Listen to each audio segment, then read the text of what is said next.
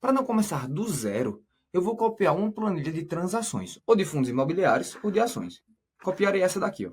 Copiar, pressionando Ctrl e pressionando o botão esquerdo do mouse, eu vou arrastar para a direita. Aqui, copiamos.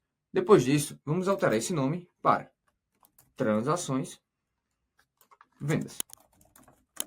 E agora, mais uma vez, a gente vai dividir as vendas em ações e fundos imobiliários. Logo, a gente vai criar uma primeira coluna de investimentos. Então, vamos inserir uma nova coluna aqui. E nessa coluna, a gente vai inserir ela na nossa tabela, tá? Então, vamos aumentar. E vamos colocar aqui investimentos. Como não inserir, o que a gente vai fazer? Desenho da tabela, redimensionar a tabela, e onde tem F, a gente vai colocar E, pois queremos aumentar a nossa tabela. Dessa forma. E aqui a gente já vai colocar a validação de dados de ações ou fundos imobiliários. Então, lista, ações ou fundos imobiliários. Perfeito. Antes de começar propriamente dito, vamos fazer o seguinte. Vamos clicar, vir em design da tabela e alterar o nome dessa tabela para tabela de transações, sendo que aqui vai ser de vendas. Depois disso, pressionaremos Enter. E agora, vamos iniciar na nossa coluna de ticker.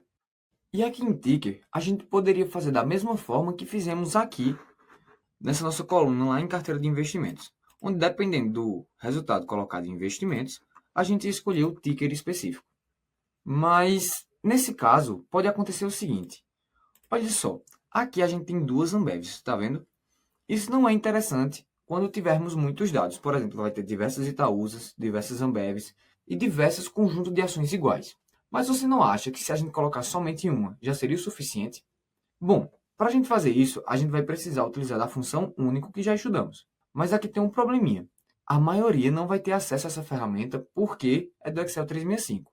Mas caso tenham, podemos utilizar facilmente. Olha só, a gente vai voltar aqui para a nossa planilha de vendas.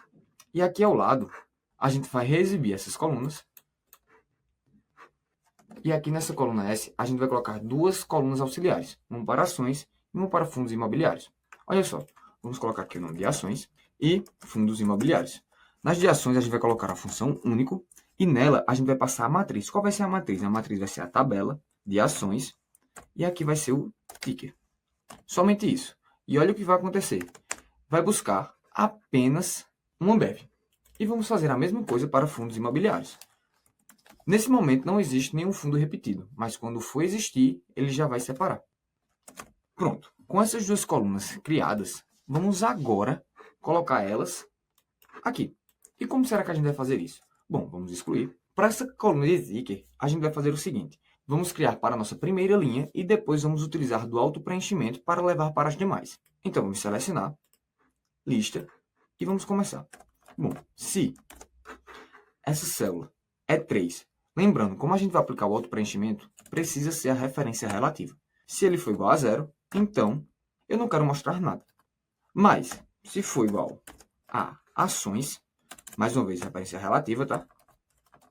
Ações, eu vou querer que seja mostrado essa coluna aqui. Sendo que essa coluna ela pode ser ampliada.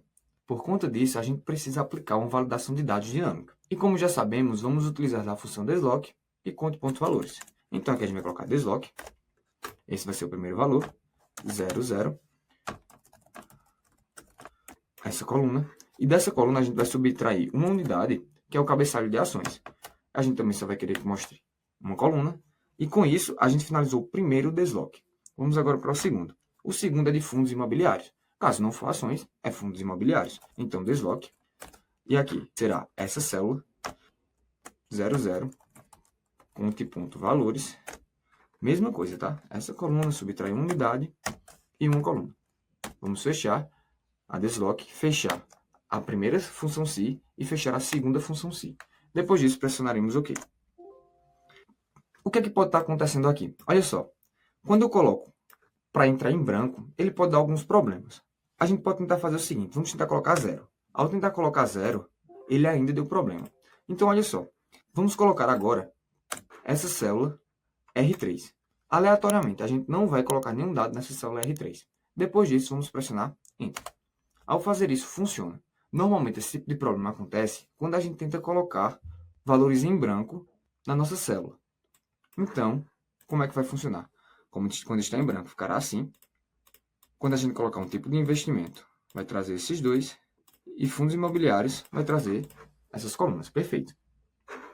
Pronto. Agora, a gente vai aplicar do auto-preenchimento para levar para os demais. Depois disso, vamos para a data, sendo que agora não vai ser mais a data de compra, será a data de venda. Tudo bem? A próxima coluna também será bem simples. É o valor de venda por cota. Então, ao invés de ser valor de compra, é o valor de venda por cota. Ou seja, é por quanto aquela cota foi vendida. Na próxima coluna, nós teremos a quantidade de cotas que foram vendidas. E aqui também não é nenhum segredo. Colocaremos apenas uma validação de dados para permitir apenas números inteiros. E números inteiros maiores do que 0. Tudo bem? E agora vem a parte interessante. Colocaremos uma coluna de quantidade máxima, onde nela buscaremos a quantidade máxima que dá para ser vendido daquela ação ou fundo imobiliário. Colocaremos essa coluna para auxiliar o usuário para saber quantas cotas ele pode vender no máximo naquela ação. Mas como será que ela vai funcionar? Você tem alguma ideia de como podemos fazer isso? Bom, para criar essa quantidade máxima temos duas opções. A primeira é aplicando a função soma-se nas colunas de quantidade da nossa planilha de transações ou simplesmente utilizarmos da nossa carteira de investimento, pois lá já fizemos o processo de somar, né? Então, para ser mais simples, vamos fazer diretamente na nossa carteira de investimento, beleza? Então, vamos lá. Aqui é a quantidade máxima. E aqui a gente vai fazer o seguinte. Primeiramente, vamos tirar essa validação de dados, pois não precisaremos mais. Apagar esses dados. E aqui vai ser igual a uma PROC-V. E o valor procurado será de ticker. E onde é que a gente vai procurar esse valor de ticker? A gente vai procurar lá na nossa matriz tabela, que vai ser essas colunas. A gente precisa do ticker e da quantidade.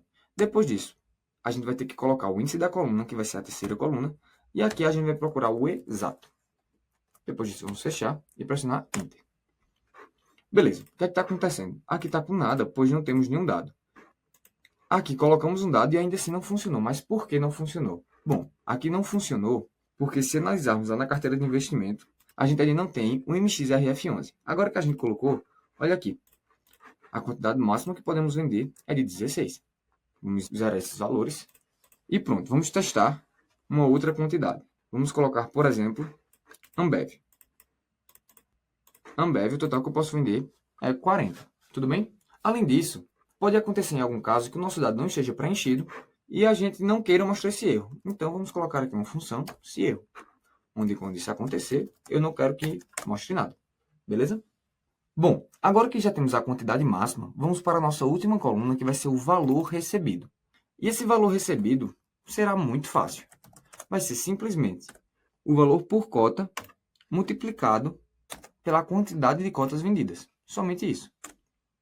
Bom, depois disso, vamos excluir essas duas colunas que não vai nos servir para a nossa planilha de vendas e alterar aqui o nome, ao invés de fundo imobiliário, ser vendas. Aumentarei um pouco essa coluna. E agora você pode estar se perguntando, Rafael, vamos dizer que, por exemplo, a gente vendeu 20 ações de Ambev. Bom, quando a gente vender 20 ações de Ambev, esse valor que foi vendido, nesse caso, esse 1.816, porque a gente vendeu por 90, que isso não é o caso, a gente vai vender mais ou menos por 16, vamos dizer assim.